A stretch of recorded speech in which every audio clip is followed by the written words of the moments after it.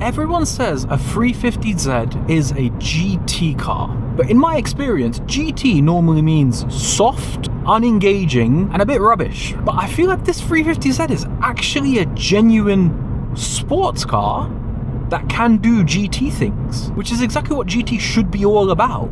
This is not a normal car review. It's my series where I talk about the feel of cars. Steering, feel, review. I know everybody's really waiting for the GT86. That video is coming next week. All the following cars are JDM legends. The only one I don't have is a Silvia. If somebody has a Silvia, please give me a Silvia. Please let me drive a Silvia. Welcome to one of the most requested, most anticipated cars of this series, the 350Z. In this case, a manual base model. In the UK, they all got LSDs with the DE engine on wagon wheels. I'm really excited to drive it. I have a problem with the phrase GT car. All that basically means is the car is very good on the motorway and sucks to drive spiritedly. That's not what I'm looking for on Steering Feel Review and in cars in general. I think a GT car is the holy grail of car. A car that's engaging to drive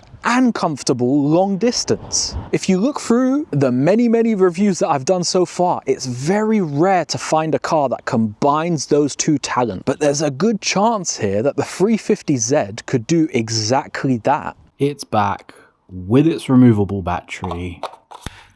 Wolfbox MF200. What is it? It's a bloody powerful fan. I found so many interesting ways to use it, not just for cars, and I'll show you that. The absolute best reason to get this is to dry cars. You can dry larger surfaces like this.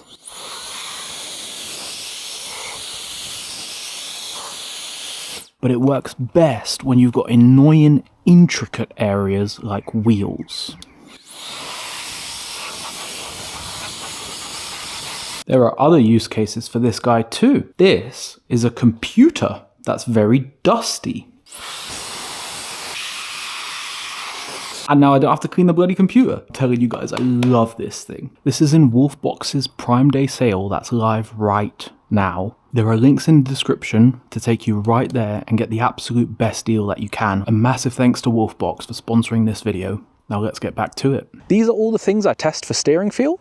Every one of those is a chapter in the YouTube player, so you can skip to the section you're most interested in. An absolutely massive thank you to Sam for bringing this car down. It's almost a 200-mile trip for Sam, so a massive thank you for the support. This car has a wheelbase of 2,650 millimeters, which is on the longer end of average. The steering rack ratio is 15.9 to 1, which is on the slower end of average. We'll see if that affects the directness. I think that's enough yap. Let's get behind the wheel, starting with spirited driving in a 350Z. Call me DK. That is old school muscle car vibes. So much torque. There's a certain experience of just having a big fucking engine. I know 3.5 liters doesn't seem that big. This car's not that big on the road. It feels like this car's half engine. I don't even feel like I'm driving it particularly quickly. The sense that I get from this car is that it can go way faster than how fast I'm trying to go today. Bit of fun in a 350Z.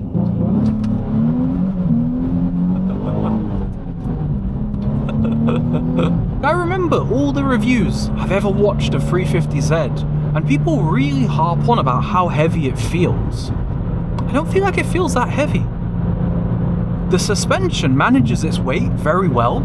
It feels like quite a long wheelbase car. Very stable. It's not like a nimble little sporty MX-5 Fiesta ST. It's a bit of a brute of a car. Favorite corner, let's enjoy it. Yeah. Feels fantastic doing this. I really enjoyed that. Let me tell you about the steering feel. Directness is a measure of how responsive the steering is. It's quite a direct rack. I'm surprised. This is an older hydraulic steering rack. These cars came out 25 years ago. I didn't think it would be this direct. This steering is quite sharp. That's not a lot of turning to turn on the road. Doesn't feel like there's a lot of dead zone. There isn't. For the fact that the car feels as long wheelbase as it does, I'm surprised that you don't need to turn the steering much. It feels like a fast rack. Okay, what about the weighting? Weight is all about how light or heavy the steering is, and how that changes the harder you turn the steering wheel. It feels hydraulic. I don't know how to describe this, but it doesn't have that disconnected feeling you get in electric rack cars. It feels real. When I turn the steering wheel, I can feel that something is happening. The steering as a default is actually quite heavy. It has this solid, robust character, but you get it into a corner and it weighs up even more. There's actual feedback there. I've driven this car long enough now that I can confidently say the weighting is good. When you turn into the corner, it does weigh up. It's not as much as I would like. I think if you drive MX-5s, if you drive a BMW Z4 first generation, they do weigh up more. I wish when I turn into the corner, the steering wheel would just resist me a little more. It doesn't seem to matter how hard I turn. It doesn't really weigh up anymore. I think the weighting is good but not great. But the car is enjoyable in other ways. The chassis got a great balance. It feels very satisfying to hustle. What about the texture? Texture is all about the feeling of the road through your hands. There is some texture in this steering. There's all this rubbish that the farmers are dragging around today. I can feel all of it. I can feel bumps significantly. They really come through. I can feel the texture of the road. It's quite a communicative steering. It's quite feelsome.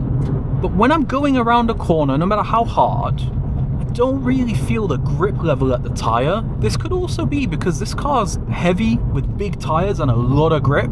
It doesn't really communicate how much grip you have. It's like the MX-5s, like a Porsche 944, like a Lotus Elise. But then those are pretty high bars. And this car is meant to be a long-distance GT sports car. It's exactly the kind of car I'm always looking for.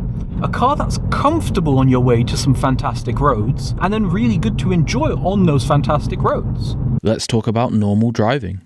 Motorway driving, high-speed driving in a 350Z. The way this car goes down the road at speed is fantastic. It's stable, it's planted. The steering's responsive and easy. There's a bit of weight to it, there's a bit of heft, as there is at all speeds it seems. But it's not annoying, it doesn't detract from the experience, it adds to it. There's a little bit of dead zone for going straight. You've got this creamy, tractable engine. I will note, it's a bit noisier in here than I would like. I think the hatchback body design, shape, style kind of lets it down a little bit because it's not as quiet as I would want. But from a steering feel perspective, this is one of the better cars on the motorway I've ever experienced. Even at higher speeds on country lanes. Like, look, I don't need to be here. I'm not going to cut this. Okay, the crown of the road is finally taking me to the side. Absolutely bomb-proof at higher speeds. I love the way this car covers distance.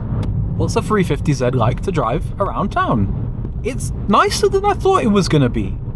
The steering doesn't get that much heavier at low speeds, so it's just about able to be operated with one finger, although that's not particularly comfortable. I think one hand is nicer. It's stable, it's easy, the steering's relatively quick.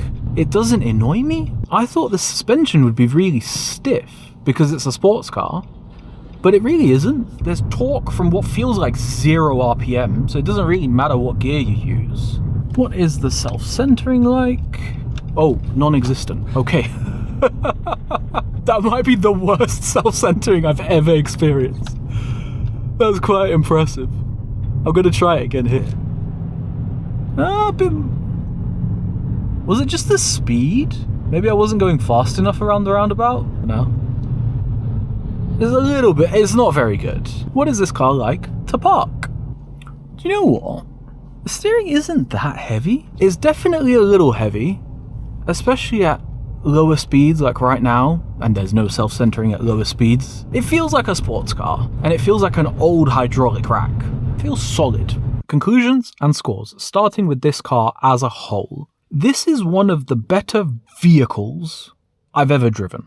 I really like the 350Z. That engine is such a peach. It's got loads of torque, it's got power at the top of the rev band. You can get a little more power with mods, or if you get the HR version of these engines, enough power to get silly. The gearing is great, the torque is great. I've got to say, this gearbox is absolutely phenomenal. One of the better gearboxes I've driven ever. I don't think it's quite S2000 or MX-5 ND level, but it's very similar to my NC. I'm trying to think other cars in that category, but there really aren't many that have gearboxes this good. I actually feel like I'm sitting a touch high, which is a bit strange because this is like a big, long, sleek coupe. The seats hug you really nicely. My legs stretch out nicely. I just wish I could sit a touch lower.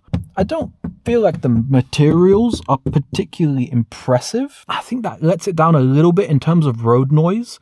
But if this was my car, I would just rip out the boot floor and maybe the seats and all the carpets and just sound deaden everything. It maybe feels a little cheap, but the way it goes down the road feels expensive. It feels like effort has been put into making this car drive well. What about the steering scores then? For spirited driving, I'm giving this a 6.5. It's one of the better cars I've driven. It's quite direct, it weighs up a little bit, it has some texture. The steering is quite heavy as a default, and I wish it would weigh up more in the corners. It kind of just feels heavy all the time, and I wish there was a bit more texture, a bit more feedback, a bit more communication. But it's by no means bad. It is an enjoyable car to pilot down the road. What about normal driving? This is phenomenal. One of the best cars I've ever experienced. Dead stable at speed. Actually quite nice around town. Has a good vibe, not difficult. Parking situations is a touch heavier, but it's not unruly, it's not annoying. I'm going to give this car an 8 out of 10 for normal driving. It really is that good. This car's kind of blown me away. The thing is, it is more focused on normal driving and distance driving than it is on spirited driving and being engaging. I wish this car was tuned just a little bit more sporty. That would really make it perfect for me. But nonetheless, this is a fantastic car. YouTube thinks you should watch this video next, but if you've enjoyed this video, check out the steering feel review playlist. I would highly recommend watching the Porsche 944. It's a great comparison to this car. And watch the BMW M140i if you want to see something that people would think is sporty, but does not deliver at all in the way that this car does. My name's Mick. I drive cars. Peace.